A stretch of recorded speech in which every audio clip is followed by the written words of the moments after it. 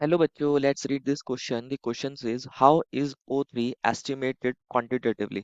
बच्चों इस क्वेश्चन में पूछा गया है कि O3 को कैसे कर सकते हैं एस्टिमेट क्वांटिटेटिवली, उसका एस्टिमेशन कैसे कर सकते हैं हमें बताना है। तो फर्स्ट ऑफ ऑल बात करते हैं इस क्वेश्चन के की कॉन्सेप्ट के बारे में। किसके बारे में बच्चों? इस क्वेश्चन के की कॉन्सेप्ट के बारे में। और की कॉन्सेप्ट क्या होगा बच्चों? Iodometry, iodometry titration. क्या होगा बच्चों इस क्वेश्चन का की कॉन्सेप्ट? Iodometry titration. बेसिकली बच्चों ओजोन के एस्टिमेशन के लिए हम क्या कर सकते हैं? एक आयोडोमेट्री टाइट्रेशन को परफॉर्म कर सकते हैं। और आयोडोमेट्री टाइट्रेशन के अंदर क्या होता है बेसिकली, अगर हम ओजोन का ही क्यों ना करें आयोडोमेट्री टाइट्रेशन, तो इसके अंदर क्या करते हैं बच्चों? ओजोन को लेते हैं। इसको लेते हैं, ओजोन को लेते हैं, और ये जो ओजोन होता है O3 होता है, ये कैसे बिहेव करता है? ये बिहेव करता है as an strong oxidizing agent. किस तरीके से बिहेव करता है ये? ऑक्सीडाइजिंग एजेंट की तरह बिहेव करता है। ऑक्सीडाइजिंग एजेंट की तरह बिहेव करता है ये, ऑक्सीडाइजिंग एजेंट। और इसकी रिएक्शन किसके साथ कराते हैं बच्चों? इसकी रिएक्शन कराते हैं के आई के साथ। किसके साथ कराते हैं बच्चों? के आई के साथ कराते हैं। या फिर हम बोलें तो यहाँ हमारे पास पोटेशियम आयोडाइड लेंगे तो उसमें आई नेगेटिव होगा। कौन होगा बच्चों? आई नेगेटिव। अब यहाँ जो ये आई नेगेटिव है बच्चों, ये एज अ रिड्यूसिंग एजेंट की तरह एक्ट करता है। कैसे एक्ट करता है? रिड्यूसिंग एजेंट की तरह ये यहाँ पर एक्ट करता है। तो एक ऑक्सीडाइजिंग एजेंट ले लिया बच्चों, और एक रिड्यूसिंग एजेंट ले लिया। और हम क्या करते हैं, जब ओजोन की रिएक्शन कराते हैं आई नेगेटिव के साथ, और साथ में ले लेते हैं बच्चों यहाँ पर H2O, तो क्या देखने को मिलता है यहाँ पर? ओजोन का तो हो जाता है रिडक्शन, क्योंकि वो एक ऑक्सीडाइजिंग एजेंट है। और वो कन्वर्ट हो जाता है बच्चों किसके अंदर? O2 के अंदर। लॉस ऑफ ऑक्सीजन हुआ है बेसिकली। और यहाँ पर जो आई नेगेटिव है, इसका क्या हो जाता है बच्चों? ऑक्सीडेशन हो जाता है, क्योंकि यहाँ एक रिड्यूसिंग एजेंट की तरह बिहेव कर रहा है, तो ये I2 के अंदर चला गया है। I2 के अंदर कन्वर्ट हो जाता है, और साथ में बनते हैं बच्चों यहाँ पर 2OH नेगेटिव। 2OH negative. इस रिएक्शन को आप यहाँ बैलेंस भी कर सकते हो। I2 का रिडक्शन कैसे हुआ है बेसिकली बच्चों? आई नेगेटिव का, क्योंकि यहाँ आई की स्टेट क्या है? आई कैसे है? -1 स्टेट में है, और I2 के अंदर आयोडीन की जो आई है बच्चों, उसकी ऑक्सीडेशन स्टेट क्या है? 0 है। तो लॉस ऑफ क्या हुआ है बच्चों? इलेक्ट्रॉन हुआ है, लॉस ऑफ इलेक्ट्रॉन हुआ है। इसी को तो बोलते हैं बच्चों क्या? ऑक्सीडेशन। इसलिए आई नेगेटिव का ऑक्सीडेशन हुआ है, और इसने यहाँ पर आई नेगेटिव ने as a reducing agent behave किया है। और ओजोन ने क्या किया है? लॉस ऑफ ऑक्सीजन किया है। तो यहाँ पर इसका क्या हुआ है बच्चों? इसका हुआ है क्या बच्चों? रिडक्शन। और यहाँ पर ये एज अ बिहेव कर रहा है ऑक्सीडाइजिंग एजेंट की तरह। तो इस तरीके से देखते हैं बच्चों। तो बच्चों ये तो थी हमारी फर्स्ट रिएक्शन। ये क्या थी बच्चों? First reaction. ये फर्स्ट रिएक्शन है। अब जो यहाँ पर I2 बनता है बच्चों, इसकी वॉल्यूम हमें नोन होती है। इसकी वॉल्यूम हम क्या कर सकते हैं? डिटरमाइन कर सकते हैं। ठीक है बच्चों। अब हमें क्या करना है? इसकी कंसंट्रेशन डिटरमाइन करनी है। तो अब हम क्या करते हैं? इस I2 को टाइट्रेट करते हैं बच्चों एक स्टैंडर्ड सॉल्यूशन के साथ। स्टैंडर्ड सोडियम थायोसल्फेट सॉल्यूशन के साथ क्या करते हैं? इसको टाइट्रेट करते हैं। ये जो I2 बना है बच्चों, इसको टाइट्रेट किया जाता है किसके साथ? Na2S2O3 के साथ। Na2S2O3 के साथ। और इसको बोलते हैं बच्चों सोडियम थायोसल्फेट। क्या बोलते हैं बच्चों?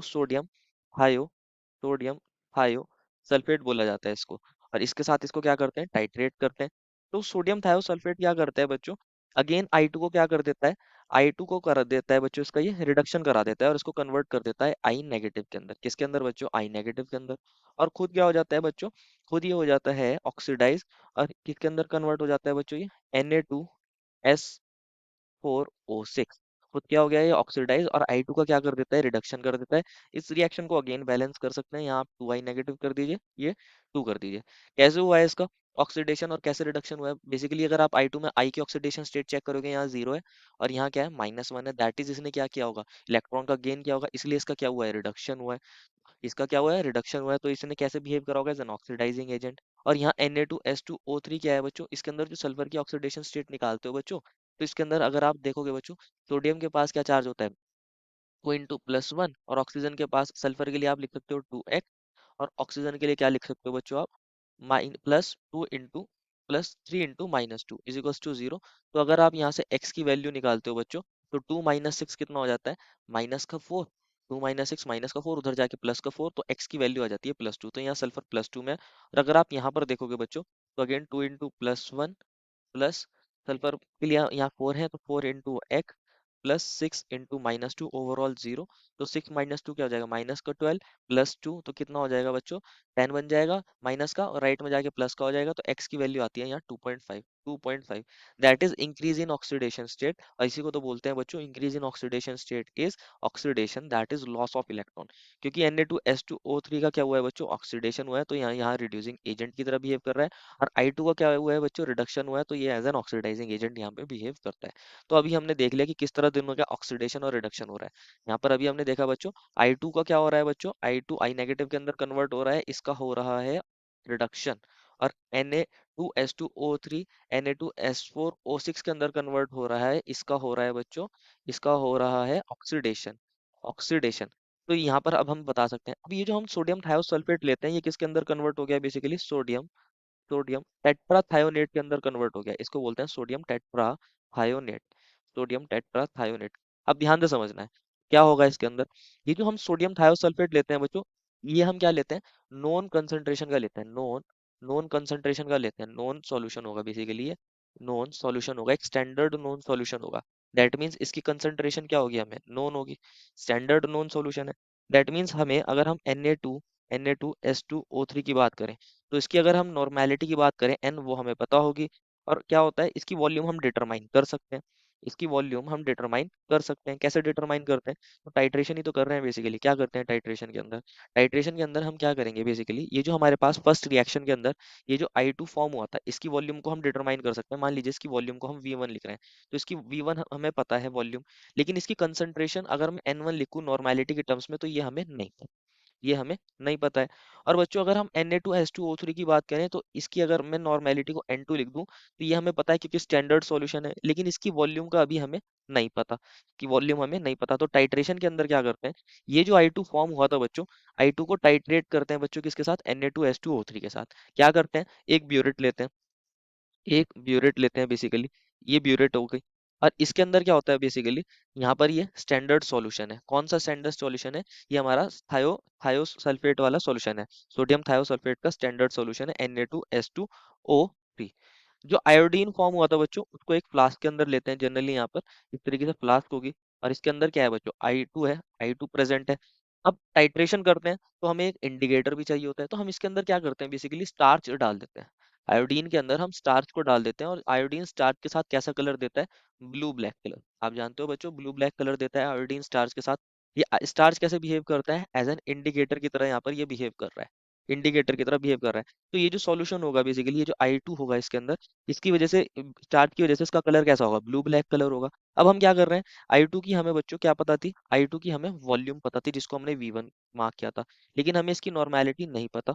लेकिन हमें जो स्टैंडर्ड सॉल्यूशन है, इसकी नॉर्मेलिटी का पता है, N2 हमें पता है, इसकी वॉल्यूम नहीं पता। तो हम क्या करते हैं, टाइट्रेशन करते हैं। यहाँ से क्या करते हैं, एक टॉप यहाँ पे कॉक लगी होती है बेसिकली, उसके थ्रू क्या करते हैं, टाइट्रेशन करते हैं। तो यहाँ पर हम धीरे धीरे क्या करते हैं, Na2S2O3 को इसके अंदर डालना स्टार्ट करेंगे। और जैसे जैसे हम डालना स्टार्ट करेंगे, एक पॉइंट आएगा जब सारी I2 क्या हो जाएगी, सारी I2 Na2S2O3 के साथ रिएक्ट करके क्या बना लेगी, Na2S4O6 और I नेगेटिव, Na2S4O6 बना लेगी और I नेगेटिव बना लेगी। उस पॉइंट पर जितनी भी आयोडीन है इस फ्लास्क के अंदर, जितनी भी आयोडीन है इस फ्लास्क के अंदर, वो सब खत्म हो जाएगी। और जब सारी आयोडीन खत्म हो जाएगी, तो स्टार्च के साथ वो ब्लू ब्लैक कलर नहीं देगी।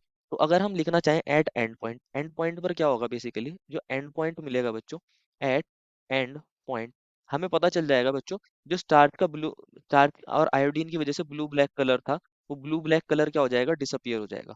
Eight end point blue black colour जो हो जाएगा बच्चों, वो डिसअपियर हो जाएगा। अब ब्लू ब्लैक कलर क्या हो गया बेसिकली, डिसअपियर हो गया।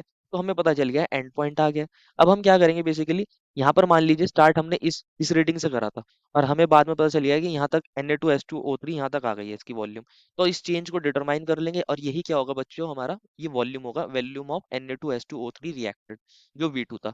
अब हमें V2 भी पता चल जाएगा, हम इसकी हेल्प से, चेंज की हेल्प से, कितना वॉल्यूम ने रिएक्ट करा है, वॉल्यूम पता लगा लेंगे। अब हमें वॉल्यूम भी पता चल गया है, नॉर्मेलिटी भी पता चल गई है बच्चों Na2S2O3 की, और I2 की हमें वॉल्यूम पता थी, नॉर्मेलिटी अब हम निकाल सकते हैं, नॉर्मेलिटी इसकी निकाल सकते हैं।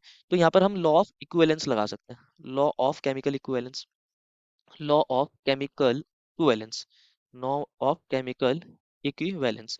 क्या कहता है basically law of chemical equivalence, ये कहता है बच्चों कि अगर हम इस रिएक्शन की बात करें, जो सेकंड रिएक्शन थी, number of equivalents of Na2S2O3 is equals to number of equivalents of I2, ऐसे लिख सकते हैं बेसिकली।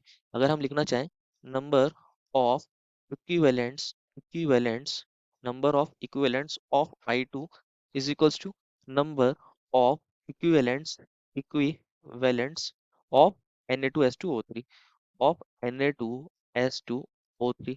ये लिख सकते हैं बच्चों, number of equivalents of I2 equal to number of equivalents of Na2S2O3।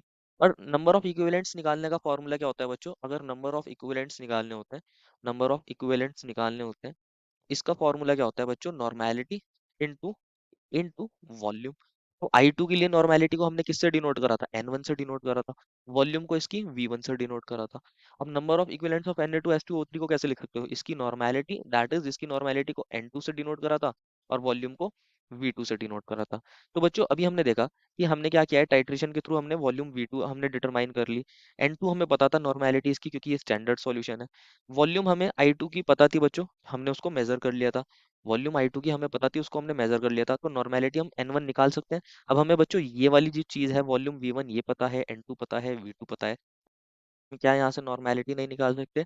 Normality क्या आ जाएगा बच्चों? Normality equals to N2 into V2 upon V1। यहाँ से हमें I2 की नॉर्मेलिटी पता चल गई है, तो इस नॉर्मेलिटी को हम मोलैरिटी के अंदर करके इसके हम निकाल सकते हैं amount of I2। Amount of I2 अगर हमें निकालना, बेसिकली नॉर्मेलिटी क्या होती है? नॉर्मेलिटी होती है basically molarity into n factor. Molarity molarity into n factor होती है। मोलैरिटी इंटू एन फैक्टर होती है। अब हमें N1 तो पता ही चल गया है। अब हमें N1 तो पता ही चल गया, मान लीजिए अब हमें N की वैल्यू पता चल गई है। अब हम इसको कैसे लिख सकते हैं? मोलैरिटी ऑफ I2 सॉल्यूशन, जिसको मैं M1 से डिनोट कर रहा हूँ, into n factor of I2 solution, into n factor of I2 solution. और मोलैरिटी को लिख सकते हैं बच्चों आप कैसे? Weight weight weight of I2 solution, weight of I2 upon molar weight of I2। Molar weight molar weight of I2 into volume into volume of I2। ये लेते हैं बच्चों, वॉल्यूम ऑफ I2 लीटर के अंदर लेते हैं, और एन फैक्टर से तो मल्टीप्लाई कर ही रहे थे, एन फैक्टर से मल्टीप्लाई कर ही रहे थे, तो ये N1 की वैल्यू आ रही है। अब बच्चों अभी हमने देखा कि हमने यहाँ से क्या निकाल ली थी, पीछे नॉर्मेलिटी निकाल ली थी। अब हमें नॉर्मेलिटी पता है, मोलर वेट पता है A2 का, वॉल्यूम हमें पता है जिसको हमने V1 से डिनोट करा था, अभी हमने वॉल्यूम निकाली थी, उसको लीटर में कन्वर्ट कर लेंगे। एन फैक्टर I2 के लिए कितना होता है? बेसिकली 2 होता है। एन फैक्टर की वैल्यू होती है 2। तो यहाँ से हम क्या वेट ऑफ I2 नहीं निकाल सकते? क्या हम यहाँ से वेट ऑफ I2 नहीं निकाल सकते? तो यहाँ से बच्चों हम वेट ऑफ I2 निकाल सकते हैं।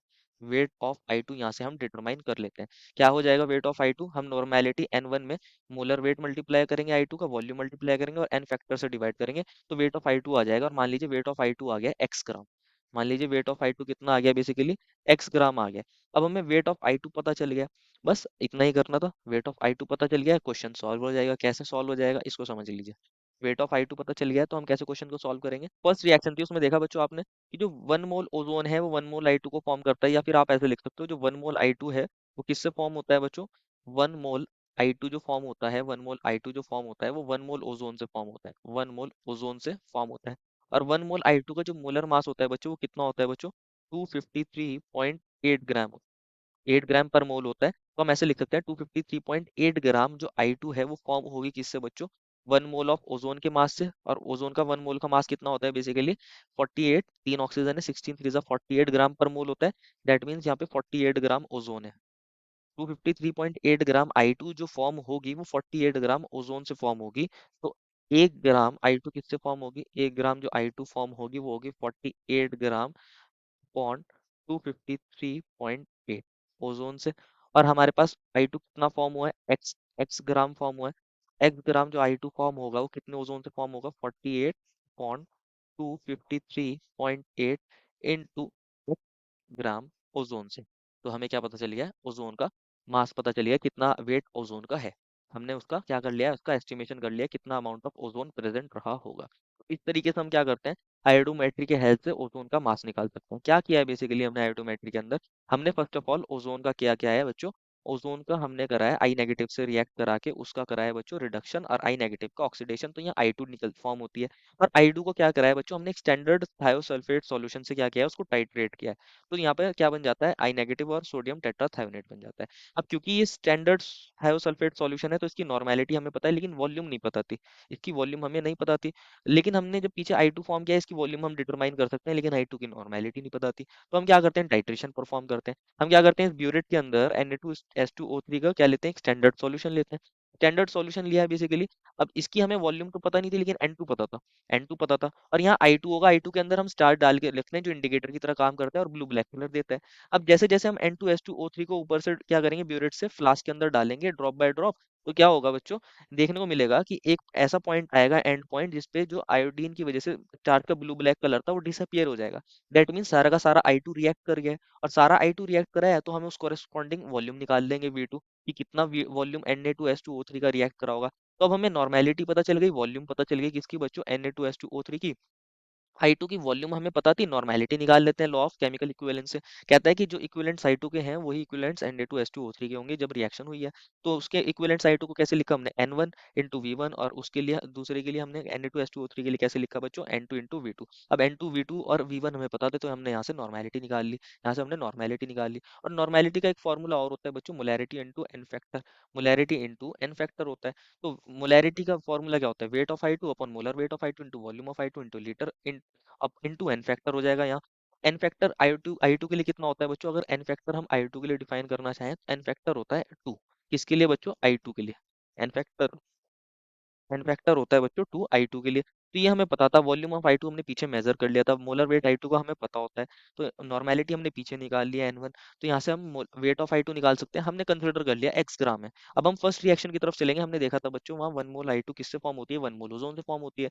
और 1 मोल I2 का जो वेट है 253.8 ग्राम, वो कितने मतलब कितने ओजोन से कितने ओजोन से फॉर्म होगा, 48 ग्राम ओजोन से फॉर्म होगा। तो 1 ग्राम I2 कितने से फॉर्म होता है, 48/253.8। एक्स ग्राम I2 कितने से फॉर्म होगा, 48/253.8 इंटू एक्स। तो यहाँ से हम ओजोन का क्या कर सकते हैं, मास निकाल सकते हैं, वेट निकाल सकते हैं, कितना ओजोन रहा होगा। साथ में बच्चों याद रखना, जब भी हम पोटेशियम आयोडाइड का जब फर्स्ट रिएक्शन के अंदर रिएक्शन करा रहे थे, तो क्या करते हैं, उसका बफर सॉल्यूशन लेते हैं, उसकी पीएच को मेंटेन रखने की कोशिश करते हैं। क्योंकि अगर ज़्यादा एसिडिक मीडियम होता है तो जो स्टार्च होता है वो डिकम्पोज हो जाता है, तो हम टाइट्रेशन सही से परफॉर्म नहीं कर पाएंगे।